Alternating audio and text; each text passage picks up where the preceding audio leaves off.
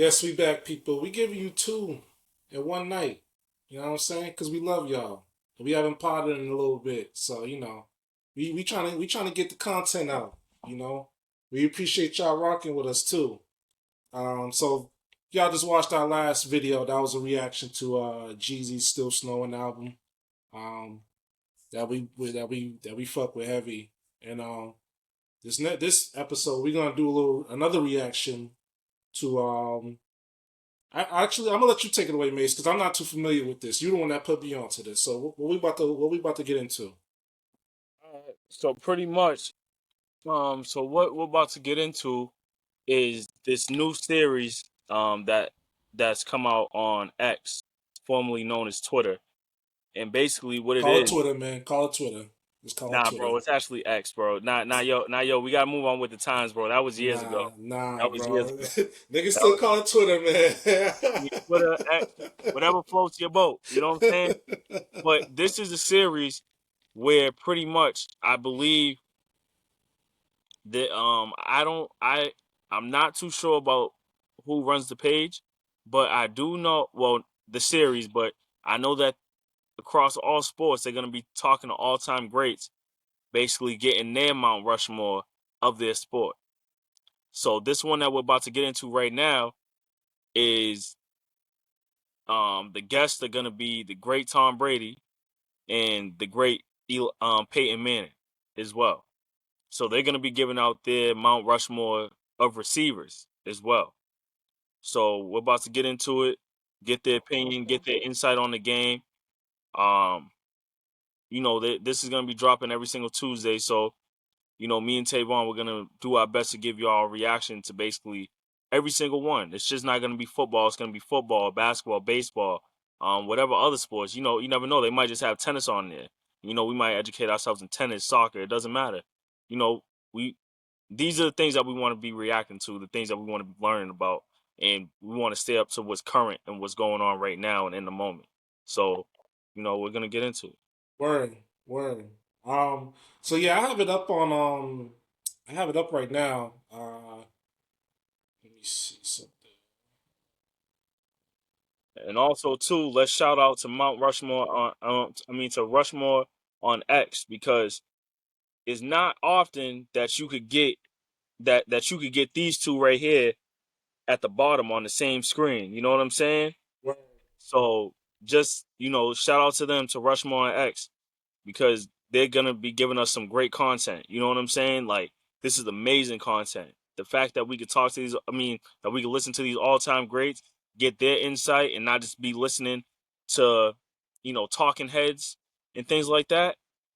It's a beautiful thing. Even on first take, they followed up with it the next day, and even Drew Brees got involved. So you got three of the top. You got three of the top 10 quarterbacks ever giving their insight, and even Drew Brees on first take, he shocked us, and he gave us someone that was on his Mount Rushmore as well that nobody would ever think of, but for his reasoning and of why he was put up onto his Mount Rushmore was very great and very informative as well. So let's get to it. Who do you do you remember who he picked? Marquise Colston. Okay, because he played with him. Yeah, Yeah, I get that. yeah. Who else did he have? Did he name the other three? He got Jerry Rice, Of course. Marquise Colston. He had Randy Moss, and I Okay. forget his fourth. But Marcus Spears also gave his four as well. But he gave T.O., um, Randy Moss, Jerry Rice, Calvin Johnson. Okay. Yeah, so Yeah, I feel like Jerry, for niggas that know, Jerry Rice is gonna be on everyone's Mount yeah, Rushmore. So yeah. And that's exactly what like that's what Drew Brees and Marcus Spears. That's what they that's what they just basically agreed on. They they, yeah, they said that Jerry Rice has to be on there. yeah, he has to be. He has Right, to be. right. All right, let's get into it. Let me know if I should make it full screen, but Yeah, I'm not not. yet. Make a full screen, bro. All right. Yeah, bet, All right. bet. Let's Yeah, get it. I'll be on the record saying this is impossible to pick. Oh, shut the fuck up. Randy Moss was faster than every DB. I'm going to go with Rob. You influenced me, Tom. Your four were changed by the order in Tom's presentation. Hold on, I'm gonna just pause it real quick. I'm not familiar with so I don't know who this is, Ari Emanuel, and I don't know who the other dude is. Of course. I started this idea. I can change. I don't know how I can sit here and argue against Randy Moss. I drove 7 hours in the middle of the night to host him on a visit to Tennessee. I'm not okay with Brock over Mark. I'm not signing the release and letting Tom come away with 2 Patriots. I don't have one Colt. This is about Rushmore of receivers. Yeah, I don't know who the other dude is, but we gonna figure it out. Also tight ends. Oh, so he just said I have never been so nervous about doing. So he just said, so it's not just receivers. He just said tight ends too. Right. So, okay. All right. One of these because we have 2 of the guys that would be on Mount Rushmore. This is about Rushmore of receivers, which includes, for our purposes here, also tight ends. Okay. Tom, you introduce Peyton. Peyton, you introduce Tom. Ben and I need no induction because we're so big, the 2 of us. We're just so well known. So, and then we'll get into it. The way we do it is, Tom, you'll do your 4. Peyton, you'll do your 4. Ben will do his 4. I'll do the 4 that actually will make it. And then we pick 4. We do a group 4. We do a group 4. And we can't, the final 4 has to be from our 4 lists. We can't pull anybody. Yeah, you can't add somebody from nowhere. Okay. It's my honor and privilege to introduce my good friend, Tom Brady, my rival. Nobody did it as long and as consistently, as disciplined as Tom Brady. You talk to his teammates and they just tell you about his work ethic behind the scenes. First one to arrive, last one to leave, all the things that I believed in. But you saw that hard work pay off on the football field. We had the draft this last weekend, and I saw Tom's comment, doesn't matter where you get drafted. People forget Tom was draft photo was legendary. Round, and look what he went out and accomplished. That pick is legendary too. Career. So my honor and privilege to introduce the great Tom Brady. Can I ask you a question? When you were playing against him, is there one game, one play that you remember you're like, wow? The biggest mistake you could ever make in playing against Tom Brady was to score in the 4th quarter and leave him too much time on the clock, because it was just a guaranteed loss. If you scored with 1.5 minutes to go and he had that much time, you were going to lose. And so I used to see teams high-fiving after they score with 1.5 minutes. I'm like, right. Oh, you're about to lose this game. So well, the funny thing is I remember when you guys used to started playing against each other and you would go for it on 4th down. And now people go for it all the time on 4th down when they started percentages, because both of you didn't want to do that. For sure, Tom, you didn't want to give him any time. And then he started doing that to you. No, exactly right. That was kind of a mutual sign of respect. And I remember one time, we scored with like 7 seconds in the game, and my coach is like, all right, I think we're cutting it a little too close. I'm like, no, 7 seconds, that's my cutoff. Tom Brady can't do anything. You're still nervous. 8 seconds, he can still beat you. All right, that's great. Pause it real quick, T. Obviously, What's up? And for people that don't know, obviously people don't. Me and Tavon are like kids in a candy store right now, because he's watching his favorite quarterback and I'm watching mine. For sure. And you know what I'm saying? And this is like as if, they're getting LeBron and Jordan on here, at least in my eyes, you know what I'm saying? Because they got the best quarterbacks of all time. Definitely the GOAT, and then another top 5 quarterback, top 3 if you ask me. But bro, I think he's probably 2 or 3. He's either just like you said, top 3. I don't have Patrick above Manning. We'll see. We're gonna see. I'll get right back to Peyton, who's, to me, the one guy in my entire career that I always looked up to and admired for everything that he did as a player on and off the field. And he came into the league a lot different than I did. He had the highest of expectations, the #1 recruit going into high school in New Orleans, the #1 recruit going into University of Tennessee, the #1 overall draft pick in the 1998 draft after the 1997 season. It's very hard for a #1 pick to exceed expectations, but Peyton exceeded every expectation that you could have as a player. And, to go to Indianapolis and to do what he did, be the heart and soul of that franchise. After coaches left, coaches came and gone, Peyton was always there. And we knew that when we played them, if it was the first game of the season, that game was ultimately going to Harrison, decide what stadium we were playing the championship game in. Right. Which is totally bizarre. And then he goes to Denver and caps off his career with the second Super Bowl in Denver, and then has transcended that and done incredible things in media. So it's always an honor for me to be around him. I love being around him. I think there's so many things that, I know we don't probably have as much time together as we would like, but we share so many experiences, and he's just a great trusted friend that I have so much respect for. So I'm going to love to hear his thoughts. I know he'll have a lot of, ones from deep down that people had. He's fully prepared. I'm fully prepared. Are you guys completely shocked by that? Ben doesn't have his. He thinks it's so easy. I was so nervous. I don't think it's so easy. But can I ask you one question? Or he's got a full staff to help him. Before, when you guys came into the league, something that determined kind of outcome was turnovers. Now it's quarterback. How well the quarterback does. And when, it seems like the kids now are kind of like they have their quarterback coaches. I know you guys must have had that, but is it from your experiences now, is it to the extent when you guys came into where they are now? Because it's crazy how many great quarterbacks are in the league. I actually don't think the quarterback plays as good as it used to be. Certainly understanding defenses, understanding pass concepts, being in a huddle, taking snap counts. I used to walk into the meeting rooms with, on a Tuesday, of 50 plays that I wanted in the game plan. I'd be hard pressed to think there's any quarterbacks that go in there, maybe one or two, that go in there with actual plays of what they want to run. That you came up with. Yeah, that I came up with, that I were part of our plan, that Peyton did the same thing. There's a lot of guys that we play with that really understood what quarterback really meant. I think the lack of development in college football. Wow. Hold on, I'm gonna pause it right here. Nah, he's definitely spitting right now, cause 1,000%. Definitely. I feel like way more quarterbacks are ruined now than that are actually good. Yeah. He's about to get into it a little bit, but go ahead. Also too, I don't think that the play across the NFL is as good as it was when we were growing up. You can make an argument. The bigger, faster, stronger thing, you already know. I don't buy it. I don't. But even if they are bigger, faster, stronger, I don't think that they're smart. They're smart. That's just me personally. That's just me. I don't know.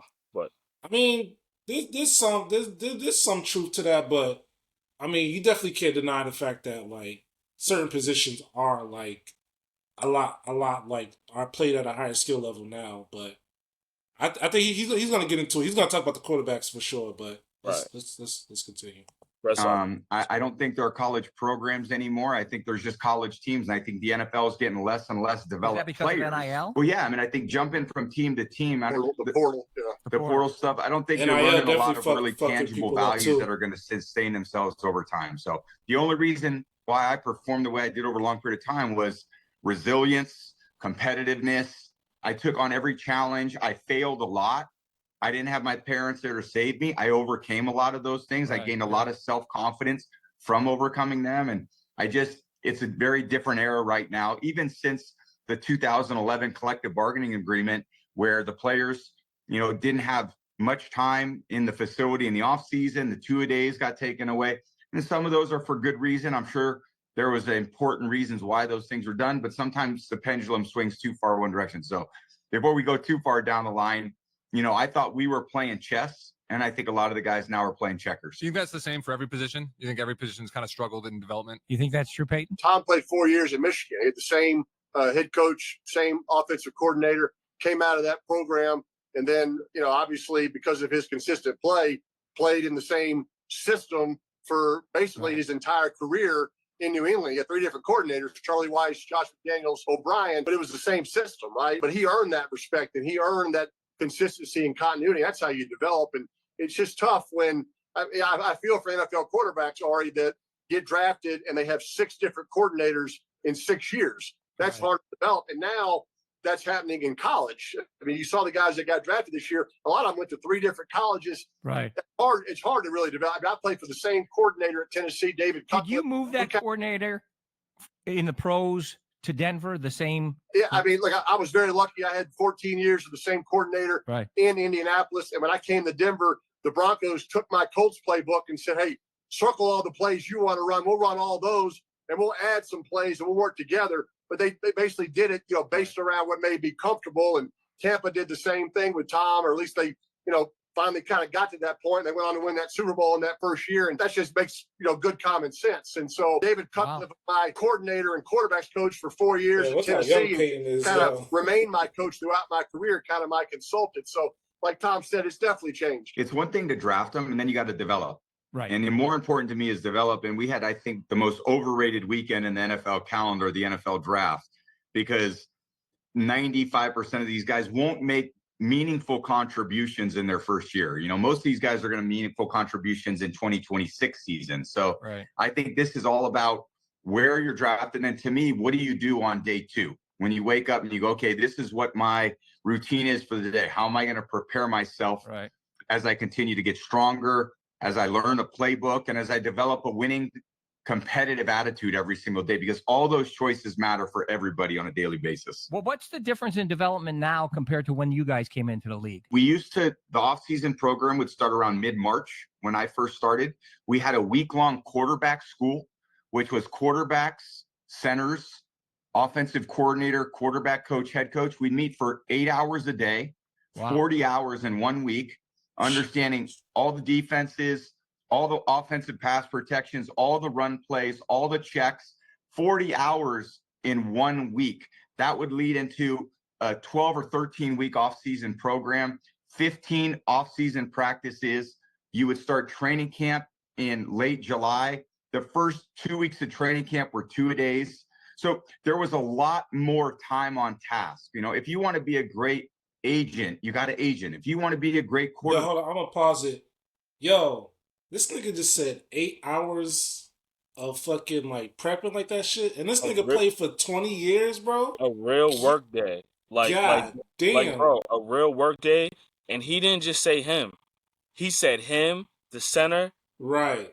The offensive coordinator, the quarterback coach. Bro. That's crazy, bro. Bro, that's crazy. And then you got practice. And then you got walk-arounds. You got train. Yeah, bro. That's, man. Dog. That's a lot of time, bro. That's a lot of hours put into honing and working on your craft, bro. But that's why he the GOAT, man. And then not everyone want to do that, bro. That's crazy. Nah, it's a fact. And then just think about it too. He said that we're going over coverages, right? Different pass protections. Yeah. So it's that gives you a different type of respect for the centers too. Because sometimes I even be wondering, when the centers, when they be up there and they be directing traffic too, you know what I'm saying? Yeah. When they be up on, at the line of scrimmage and before the play, pre-play, they're over there, they're pointing here, they're pointing there, they're pointing everywhere. So you always, this is why I like this. You know what I'm saying? Because it's giving you real, true insight to the game. Word. We never would have knew that. Word. We never would have knew that. We thought it was practice and then just go home. Word. Let's continue. Right. You got to play quarterback. And I think a lot of it now, it's interesting because... Is it the union that changed that? Yeah. Well, it's both. It's both. I think the rules that changed in the pros then trickle down to college. Okay, no more 2-a-days, limited offseason. Then it trickled down to high school. So the high school players were less developed, the college players were less developed, and the pro players are being delivered less developed. So in that part, now all the coaches are scrambling. Oh my God, what can we learn in a short period of time? Let's do that so we don't get fired. We don't get fired. We got a chance. So now it's much more of the pro game is reflecting the college game, rather than the college game trying to reflect the pro game. Well, now that you're an owner, you got to figure that out now, right, Tom? Well, we'll do our best. The first step is admitting that we have a problem. All right, so now we're going to get into this. Okay, we'll make the list here. There we go. We're going to start with you, Peyton. I start first? You name your 4. Okay. Then Tom names his 4. Okay. Are there arguments that we get to make for it, or no, we're going to argue when the 4 or the 4 of us come together for the 4. Then Ben's going to name his 4, and I'm going to name my 4, and then my 4 wins. Okay, no, I'm kidding. I'll be on the record saying this is impossible to pick these. Oh, shut the fuck up. The fact that poor Peyton. That Calvin Johnson and Larry Fitzgerald and Lance No. Yeah, that's these are penalties that I'm throwing. No, let him talk. Let him talk. He's just let him talk. I need it to be on the record that these guys should be on this list, but because you're telling me it's only 4.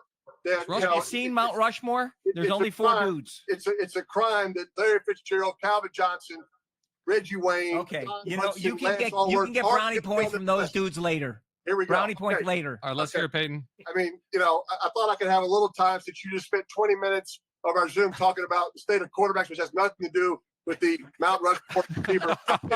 Anyway, moving on. Yes. My first one is Jerry Rice. Okay, and I mean, really all you have to say, but 1,549 receptions, 22,895 yards, 197 touchdowns, all 3 NFL records. That kind of just answers itself. My second one, look, I played with him. I'm biased, but I saw it firsthand, and the respect that DBs had for him is Marvin Harrison for the Colts. The DBs told me that all of his routes look the exact same, which I'm not sure there's a better compliment that a defensive back can pay to a receiver, because they don't know if he's running a post, running an out, running a slant, and they just didn't know what to do. And so they were guessing half the time. He's 5th all time with 1,102 receptions, 14,850 yards, 9th all time, and then 128 touchdowns. Unbelievably disciplined, unbelievably consistent, competitive. And look, I saw it firsthand. And so, Tommy, when you guys played against them, what did your defensive coaches say? Well, every time they handed the ball off to Edgerrin James for 7 yards, we'd be clapping on the sideline saying, thank God it wasn't a 40-yard post to Marvin Harrison. All right, keep on going, Peyton. My third one, I'm going back. I'm going back to the old school. There's always the debate of eras, and you could say he didn't have as many catches, but, I mean, he would have, I think, if he played in the common era. I used to see his picture every day in the Indianapolis Colts building. Even though he played in Baltimore, we paid homage to the old Colts, and that's Raymond Berry.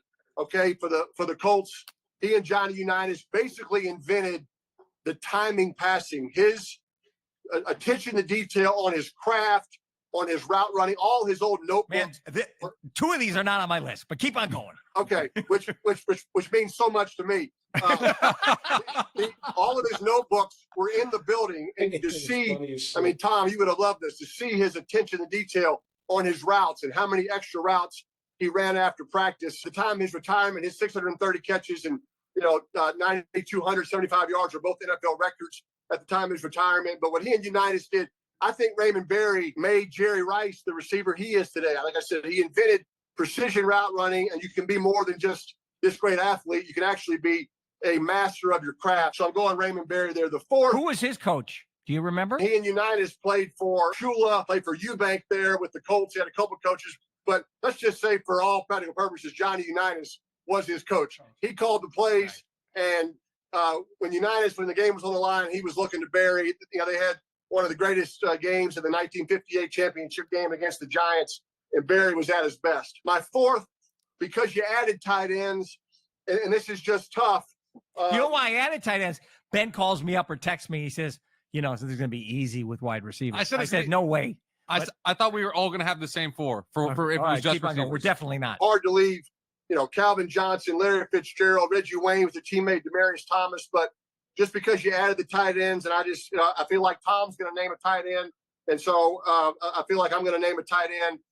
I know this will be up for debate, but, look, Tony Gonzalez, 3rd all-time in receptions, 1,325 catches, 15,000 yards, 111 touchdowns, most receptions ever by a tight end. I think he created this new type of tight end that we're seeing. Gronk, Gates, Kelsey, Kittle, the athlete. You can put him out wide. Do you put a linebacker on him? Do you put a DB on him? Do you put a corner on him? Right? You want players on your team that make you have a conversation. I had a guy named like Dallas Clark. They had a conversation, but Tony Gonzalez had different quarterbacks. He didn't have Tom Brady throwing it to him all the time. He didn't have me throwing it to you. He had different quarterbacks. It tells you how good he was. I played a number of Pro Bowls with him. I saw firsthand how disciplined he was. He was catching balls after practice in the Pro Bowl. Tom, the nigga was sitting down, yo. Ever by a tight end. I think he created this new type of tight end that we're seeing. Gronk, Gates, Kelsey, Kittle, the athlete. You can put him out wide. Do you put a linebacker on him? Do you put a DB on him? Do you put a corner on him? Right? You want players on your team that make you have a conversation. I had a guy named like Dallas Clark. they had a conversation. But Tony Gonzalez had different quarterbacks. You know, he didn't have Tom Brady throwing it to him all the time. He didn't have me throwing it to him. He had different quarterbacks. It tells you how good he was. I played a number of Pro Bowls with him. I saw firsthand how athletic, how disciplined he was. He was catching balls after practice in the Pro Bowl, Tom. That's kind of different. So I'm going with Rice, Marvin, Barry, and Tony You Gonzalez. got two right. It's okay. No problem. The other guy that's not on my list, and you're going to kill me for it. I mean, Randy Moss was basically uncoverable his entire career, and so I don't know how he's not on it. But you told me to pick 4, and let all the negative comments start chiming in on my 4. All right, Tom, you're 4. Yeah, in the following up on the world of negativity, I'm sure every headline's going to be who was left off, and Of course. this That's is what makes the show great. I know, and everyone will have their own debates, which they should, and it's fine. And there is an aspect of this comparing generational players is hard, like Don Hudson to the modern day guys. Comparing, it's just a different era of football. You don't compare the lunar landing, with Buzz Aldrin and to Starlink and everything. And to Starlink and to landing rockets. It's just a different, how do you talk about evolution? With that being said, Jerry Rice, number 1. I was the biggest 49er fan growing up. They were my hometown team. The consistency, the durability, the dependability, the moments in the big time games, the touchdowns, the yards, the route running, the practice habits, the tone setting. He's like, if there was a perfect football player, it's Jerry Rice. You know, played with different quarterbacks, left-handed quarterback, right-handed quarterback, caught the ball deep. I think the mark of great receivers are, can you catch short passes, intermediate passes, and deep passes? Can you get open in man and against zone? Is there good run after catch? All those aspects to me, can you go in and run block? Those are all aspects that make a great player. So Jerry Rice, number 1. Pause that. Number 2, Randy Moss. Obviously. So you know the bigger, faster, stronger thing, right? Jerry Rice played for 20 years. And even in his latter years, after he tore his Achilles, went to Oakland and went to Seattle and was still burning these modern day cornerbacks. So that's just one of the reasons. It's just like but that's Jerry Rice though. That's why he's the GOAT receiver. Like that's like one of one. Like you're not gonna get too many people that were still cooking like that, like in their later years. Like that's what makes him unique, you know? Right. I get what you're saying, though. I get what you're saying. You know what I'm saying? Because it's just like, do people not feel like Jerry Rice could cook the best cornerback in the league today? Like in his prime? Oh, for sure he could. So I mean but the example you're using is Jerry Rice though. Like right. But if I was to say, like who's another receiver back then? Chris Collinsworth, who played for the Bengals and shit like that. Like, I mean, he's not gonna be able to do what he did back then. Like now, he wouldn't. Who's to say that though? Huh? Who's to say that though? I mean, because he wasn't really like. I mean, he was. I guess he was decent. Like, he only played a couple of years for the Bengals. I mean, I wouldn't. I feel like he would get. He wouldn't. He'll be a third receiver on in today's NFL. Which isn't really bad. I mean, but on most teams, the third receiver's like kind of like whatever. Yeah, I mean, I guess it just all just depends. Like I don't know. I don't know. I think that I don't think the gap. He had a chance to play with them. I don't think there's a receiver in history that could scare a defense the way Randy did. Randy would take off running, and the DBs would turn and run as fast as they could backwards. And they knew that Randy had the most unique stride. It didn't look like he was gaining a lot of ground. And there were routes where he was tracking a DB down, and I would think, okay, cut it loose, make a great throw. I would let it go, and Randy would end up 7 yards behind the defensive back. That's right. Whereas most of the time, your guys are open by a yard. A yard's open down the field. He would run so far past people And believe me, everybody knew. It's like Steph Curry guarding threes. They know he wants the three. They know he's going to take a three, but he worked so hard to get open. And there were coverages that were played against Randy Moss that didn't come along again till Calvin Johnson, where they would put essentially a punt vice, two guys on top of him in press coverage to make sure he wasn't getting it. So we watched all those films. He was absolutely incredible. Third, Larry Fitzgerald, the productivity in really an environment where it really wasn't probably the best football environment. He played with a lot of head coaches, a lot of quarterbacks. He was one of the top 3 most consistent players ever to play. And I think the glaring thing about, we would always say there were 3 things the receiver should do. Get open, which Larry did that in the slot, on the perimeter, all parts of the field. Get open, catch the ball was 2. He caught the ball better than any receiver to ever play. Him and Chris Carter are probably the 2 best hands ever. He had more tackles on interception returns than drops. That's one of the greatest stats I've ever heard. That's incredible. I never knew that. I think he had like 11 tackles in his career and like 8 drop passes, some ridiculous stat. And, and the last thing was run with it. Hey, yo. And fucking Jared had a nerve to slander this man, yo. Nigga, 11 tackles versus 8 drops in your career, bro. That's insane, bro. It's insane. But also, too, what? Just like Tom just said, he wasn't in a great football environment. No, not at all, bro. Like, the best quarterback he's ever played with was Kurt Warner. And that was like later that was late Kurt Warner. Psst, that's insane, bro. Nigga said 11 tackles and 8 do his career. And do something with it. Bro. And Fitzy broke a lot of tackles, was good in the red area, was good on third down. He did it all. And then last, you threw tight ends in there. And of course, everyone's going to say Tony Gonzalez. And I think Tony was the greatest pass catching tight end of all time. But if you're looking at the greatest tight end in history, it's Rob Gronkowski. He catches the ball as well as the top 3 or 4, I would say, between Gonzalez receivers and wide and no, I'm saying between. I'm putting at a tight end position between Kelsey, Gates, Gonzalez, and Gronk. I think those are probably the top 4 pass catching tight ends. But Gronk was without a doubt the greatest run blocking tight end the league's ever seen. Where if I name those other 3, I would say they were very. It just wasn't their strength. For Gronk, we would run the ball behind him because that was the best matchup on our team that day. And Gronk embraced blocking better than any player that I ever played with. He would want you to run the ball over the top of him because he knew he could dominate a 280, 290 pound defensive end. And yet he could get open on 220 pound safeties, which is the most unique combination. And Peyton would attest to this. The easiest mismatch in football is a great tight end. There's no way, it's nearly impossible to double a tight end. You could try to take Tony Gonzalez away. You could try to take Gates away. They have so many options from their basic alignments that they could get into a defense and basically any route combination was available. I think those are my 4: Rice, Moss, Fitzgerald. And again, I'm thinking because of the statistics are so important, it's hard to think of the receivers of the past, although how great they were, in this current statistical era. And then to me, the greatest tight end ever is Gronk. So you don't have actually as one of your criteria, because you mentioned yours, one of your criteria is not from this standpoint. Yeah. Got it.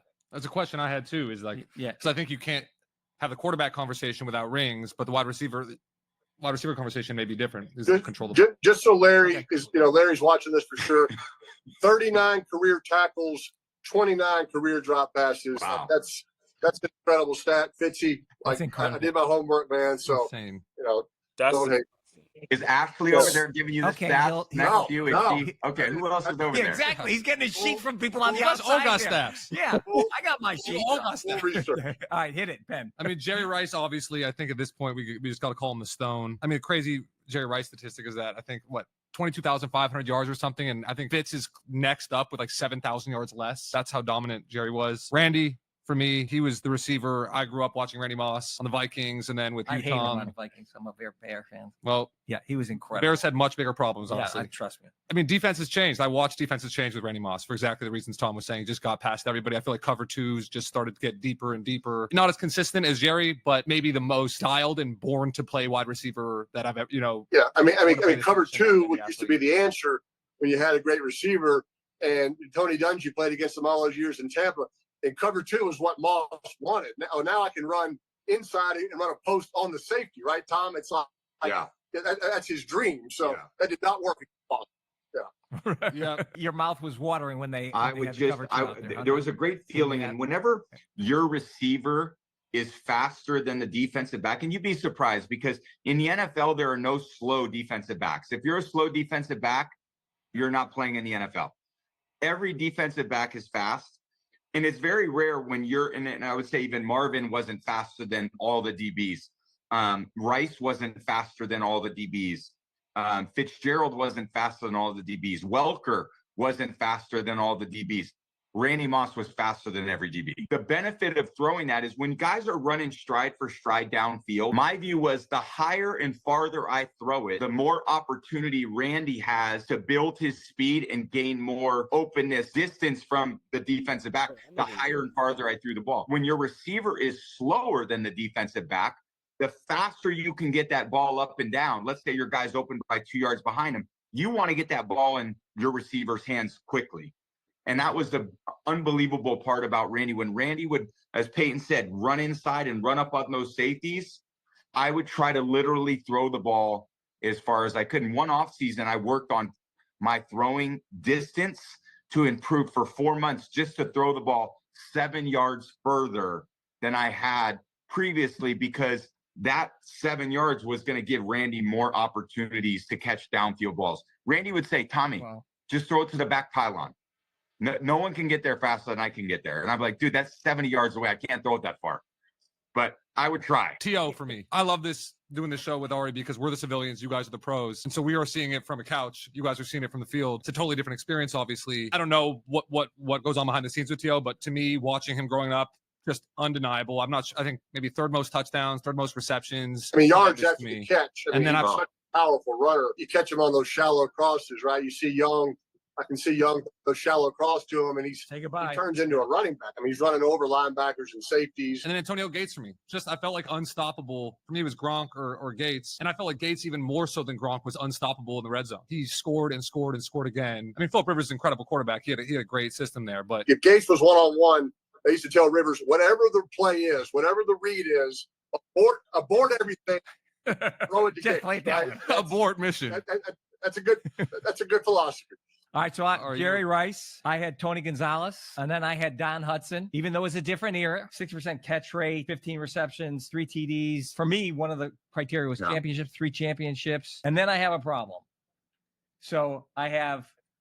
No, don't tech yourself right now. I'm going to tech myself because for me, it's because Super Bowls are important. I had Len Swan for Super Bowl. I know that Tony doesn't have a Super Bowl, but he was the beginning of the modern tight end. He was incredible, always durable, incredible, everything. Or Rob Gronkowski.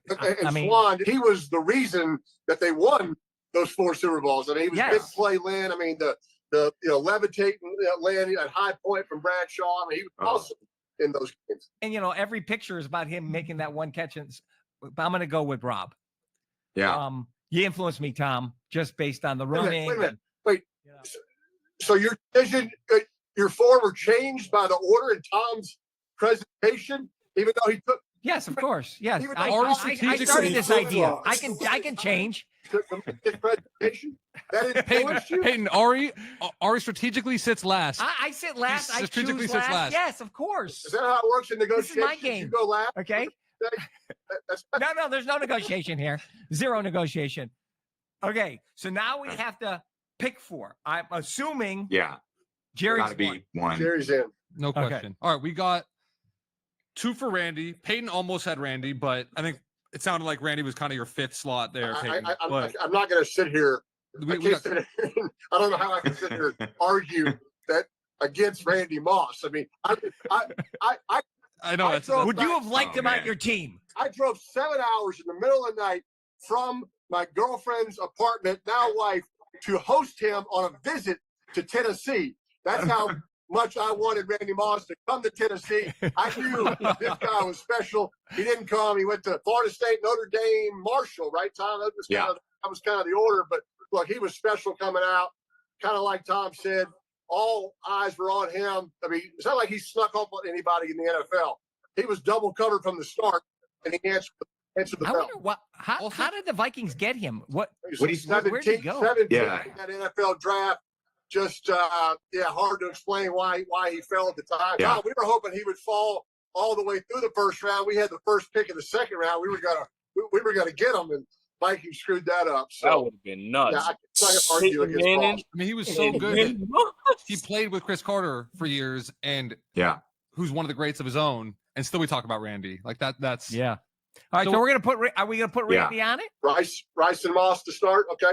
Rice Moss. Only I got to interrupt here is that Marvin Harrison, very short press conferences, not on TV now. I mean, obviously his son's a great player. That's kind of why you think about him a little bit. But I can't tell you what an incredible player this guy was. I mean, just and not big, but always open.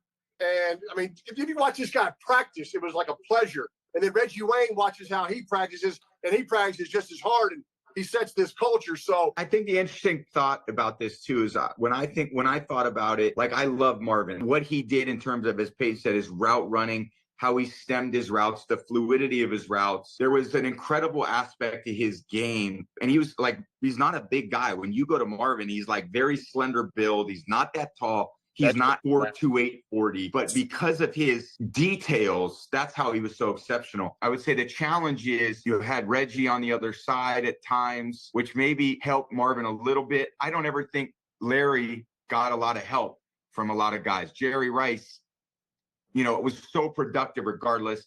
Tony Gonzalez, like that was the main guy you had to stop. Now you had to stop Marvin. He was absolutely number one, but you had to stop Edgerrin James too, or Marshall Faulk when Peyton played with him, and you had to stop, Wayne, and you had to stop Dallas Clark at times. Well, that's an argument against Rob. He was the top dog. Like we never paid a lot of receivers. Okay, that was no mystery. We didn't.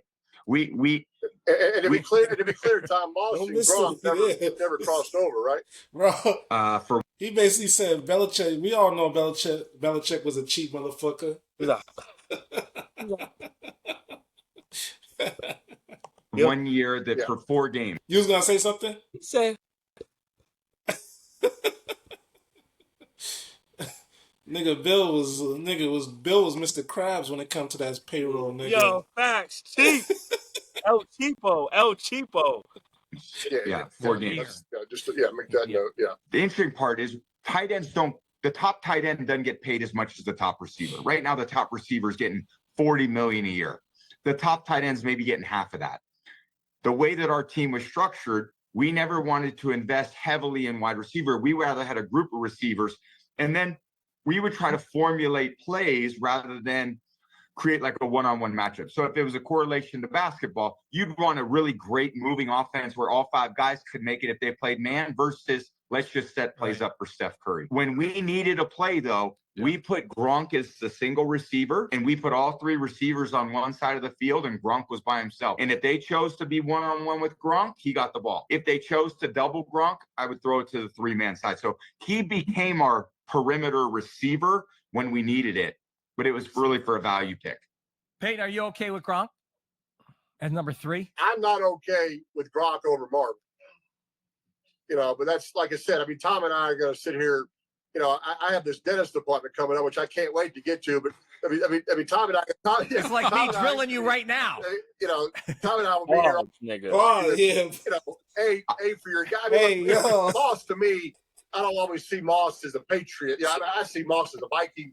Moss has been a part of my life since I was, in college. So, but what Gronk did for Tom and what Marvin did for me, I can't, and like I said, Reggie, Demarius, where do you stop?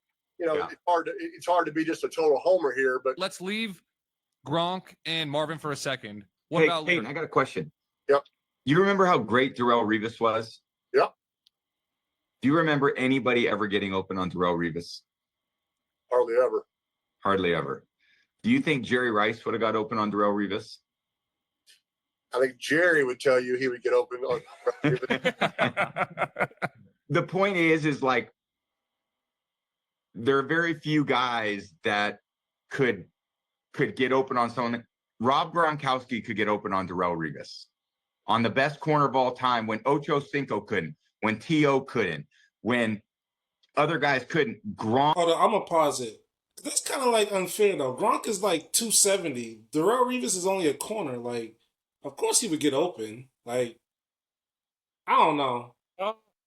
Cause like DB's corners are smaller than tight ends, and Gronk was fucking big as shit. So yeah, all Gronk had to do was use his physicality. It's not like he was gonna be running by him. Yeah, but So I don't know. I mean, he's about to. Of course, he's talking about it right now, but I don't know about that one. Like, I feel like that's obvious. no, I mean I get it though, because at the same time I remember like a corner would never cover a tight end. Like, that's not. Yeah, they did. I remember like when Browner was here and when Talib was here, they were covering tight ends because Really? they were big. Yeah, because they were bigger. Like that, but that's the mismatch. But that's basically what he's trying to say, is that Gronk being that big and that fast. Yeah. Because like just like niggas just said, you can't cover the nigga with a linebacker. Oh no, for sure. But also too, you can't cover him with a cornerback because the nigga's just gonna be too small. So that's basically like what he's saying is like he's gonna present. Although I will say, I've seen a couple safeties take out Gronk. They took him out, but they didn't stop him from getting the catch. No, I mean like shut him out like during the game. Like he had like probably like one of like he only had like a handful of catches. I'm talking about like like that. Like I remember the Broncos did. Fucking who's the safety that used to play for the Chiefs? Eric Berry. Before he got that heart condition, because he was nasty too. I remember one game the Chiefs went to Foxborough, and I think it was like a Sunday night game too, or it might have been a Monday night game. It was a Sunday night. It was a Sunday night game, and Berry tore his ACL that year. It was the first game of the year. Yeah, I think so. Yeah. Gronk wasn't doing shit against Berry. Yeah, like Berry had that shit on lock. And then the other safety I was gonna say too, Earl Thomas, back when Legion of Boom for Seattle. Oh yeah. Hey yo, I was at that game when Earl Thomas cracked it. Yeah, bro. I heard fucking that. Collapsed his lung, yo. Yeah, that shit was crazy. Bro, that collision was hard, bro. Collision was hard. Even on Julian Edelman, even on his podcast, he said that, like Gronk said that Earl Thomas was the hardest hit that he I ain't never seen Gronk drop like that, bro. He was squirming on the floor, like, bro, you could hear him yelling. I'm in the standing only section. Yeah, cracked him. He's like, yeah, bro. Yeah, that shit was crazy. But let's continue. Gronk could get open on with his size and length. So you're talking about the best cover guy in my mind that I ever played against was Darrelle Revis. And there were plenty of times where I threw balls, and I practiced. In 2014, Revis was a teammate, and I would put Gronk on Revis, and Gronk was the best I ever saw getting open on Revis, and that was because that's kind of late. That's kind of late, Darrelle Revis. But that's the only reason. That's a tremendous compliment. I mean, like, you know, corners are supposed to be able to cover tight ends. If they can't, that means the guy's unique. Yeah, so he's a beast. We really just have to pick one last because we got. If you're okay with Gronk, we just have to pick one more. Well, Peyton's not okay with Gronk. I'm okay with Gronk and Marvin. Okay. I'm good with that. I mean, yeah, I'm good with that. I mean, I think Marvin didn't have a flaw. I mean, I don't know. It's just and Marvin's hands were incredible. The greatest catch I saw. I mean, Fitzgerald doesn't have a flaw. Calvin Johnson. I know. Absolute beast. And he's not even getting. I know we didn't. Yeah. The challenge about the interesting about Larry that Tom brought up is a great point. Like Marvin had Peyton. But I don't go third person very often. But Marvin and Peyton go together. I mean, Marvin helped Reggie, become the player that he is, right? And we all, don't blame us all because we all made each other better. And and produced. It's not like we suck up on anybody. By the way, I don't know how you where Julio Jones doesn't rate in here. I mean, I've never seen a freight train like that. I mean, Antonio Brown, his 5 or 6 year run in Pittsburgh. All right, so Rice, you got Moss. You get Rob, and then we have to pick the fourth. I refuse Come on, to experts. I'm sure there's a release I have to sign here. I'm not signing the release and letting Tom come away with 2 Patriots. I don't have 1 Colts on here. Okay, we're gonna go with your man then. Yeah, I actually think that's a brilliant argument. I also think this is a great list. Jerry Rice, Randy Moss, Gronk, and Marvin Harrison. Nobody can argue. Nobody's going to say we're all stupid for that list, right? I mean, Yeah. It's so hard to pick 4. And does Fitzgerald want to be Tom's partner in golf now because of what Tom said? Yes. Is Fitz going to say, hey, I'm a 14 when he plays against Peyton, but he's really a 5? Yes. But those are things I have to deal with. We're going to go with that pick, Peyton. You have to go to the dentist. I appreciate you 2 doing this with us. It's been fun. Hopefully you guys are going to want to do maybe running backs or whatever, but Yeah. really appreciate this. You know what's We're all funny gonna is get you a lot guys of shit heard for a lot of thought throughout the last couple of days about all these amazing guys that I wished I could have played with, and I think I know. Look at us. I mean, I got notes and notes.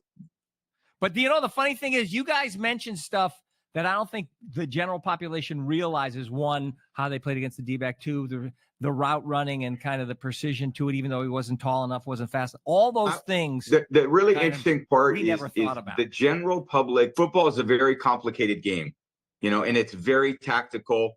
And I mean, you would think with our playbooks, we were building rockets. I mean, the quarterback and the offense coordinator formulate these plans, and all the other positions kind of know what they had to know. They probably didn't know the whole structure of what we're doing.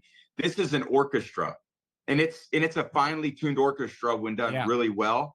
And I think we see the nuances that are hard to explain by and believe me, we both are in broadcasting in a way. It's hard to describe it to the general without having a long conversation about it, because there's so many nuances to the sport. Right. Well, we appreciate you 2. Thanks, guys. Thank you very much. Thanks, guys. Thanks, guys. Yeah, no, that was great. That was very insightful. I mean, that list isn't so bad. Like the 4 that they came up with, I probably would want to do it without tight ends though, just because like it's receivers. Yeah, like receivers. Yeah. I feel like tight ends got to fall in their own category. Yeah, because you could definitely do it'd definitely be like a discussion with tight ends too, because I mean,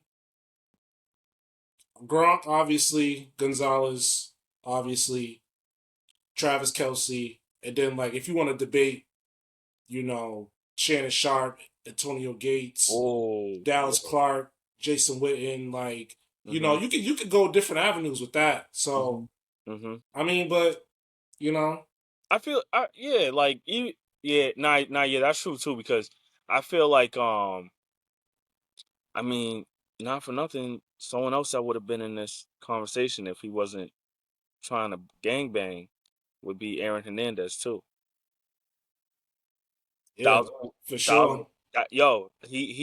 He was Travis Kelce before Travis. Bro, he was lining up in the backfield. Nah, bro. that 2011 team y'all had, bro, when y'all lost to the Giants again, like that team could have really been like had they had Hernandez, bro. Him and Gronk together on the same field, bro, was absolutely disgusting, bro. Bro, essentially, he was Travis Kelce before Travis. He was so versatile, so fast too. He definitely was. And he had to build like Travis Kelce too. Like he wasn't really like the blocker. That was Gronk, but like catching the ball, like he was gonna be filthy, bro. Right. Even Ben Coates. I mean, you kind of got to salute Kellen Winslow too, senior from the Chargers. Him. Yeah. Yep. There's a discussion. I mean, we already know. Like, I feel like everything up until your last is gonna be easy. Yeah, the last one is always the most difficult. Yeah, because like you feel like you're leaving people out, You don't really know who to put at that position. Like, yeah, it's always the last one that's the trickiest. Yeah, Shannon Sharp, because Shannon Sharp was tough too, and also too, they were playing in an era where tight ends weren't really getting getting the type of play that they are now. Yeah, for sure. You know what I mean? So For like, sure. what would your 4 be for receivers? So Rice, I'll say Rice, Moss, Randy, T.O., and Leave I Rice put off. Leave Rice off because leave, he's like Jay-Z, bro. yeah, Like, you're right. You're right. That's kind of standard. All right, yeah, so Moss, T.O., Larry, and I'll probably say Calvin Johnson. yeah. It's funny that we just had that debate about the last one, because I was really debating between putting him or AB at that last spot. Yeah. But I ultimately I'll probably go with Calvin. Yeah. Who would your 4 be? Moss, T.O., easily T.O. I think T.O. is better than Moss. If we're gonna be honest, Bro, I felt like that for years too. No bullshit. but you know what though, Moss is in my heart, so I'm just being biased about it. Yeah. But not just. I mean, I'm not gonna get mad. I'm gonna put it this way: I'm not gonna get mad if someone says one of them was better than the other. Yeah. Like, So let I'm me at go that outside. point with it. So like, let me go outside of my comfort zone, right? I would say Marvin Harrison, Mm-hmm. Antonio Brown, because that 6-year stretch that he had, he was putting up he was on a trajectory of Jerry Rice. Bro, he had like, I think it was like either like 6 or 8 years of like straight like 1,000 yards receiving, and Nasty. like, yeah, he was like untouchable, bro. He was Yeah. playing with an old Big Ben too. Right.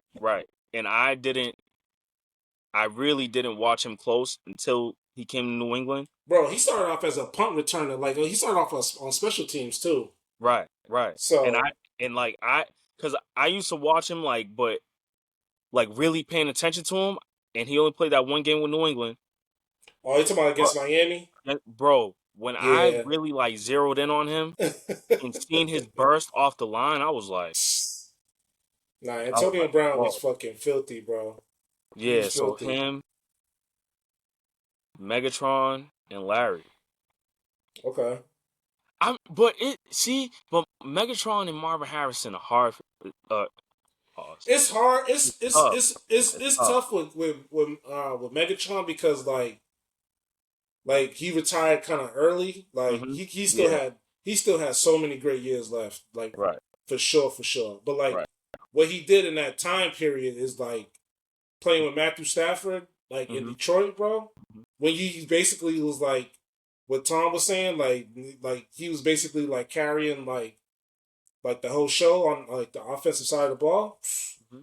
Niggas was triple teaming him, bro, and he was still At the catching the line. ball, At bro. the line, yeah.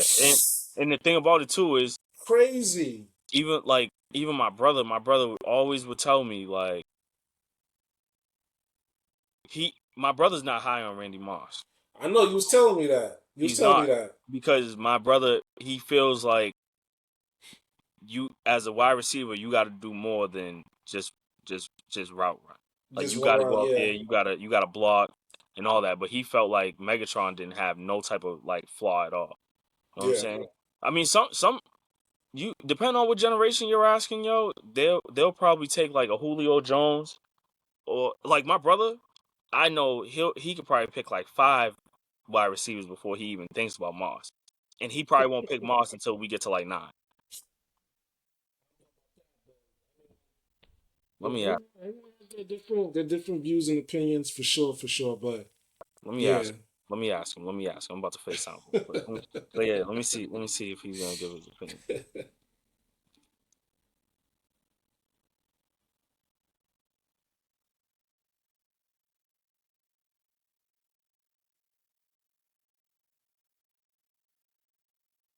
No, he ain't gonna answer. Dang, yo, he doing me how Peyton Pritchard and them did Jaylen Brown.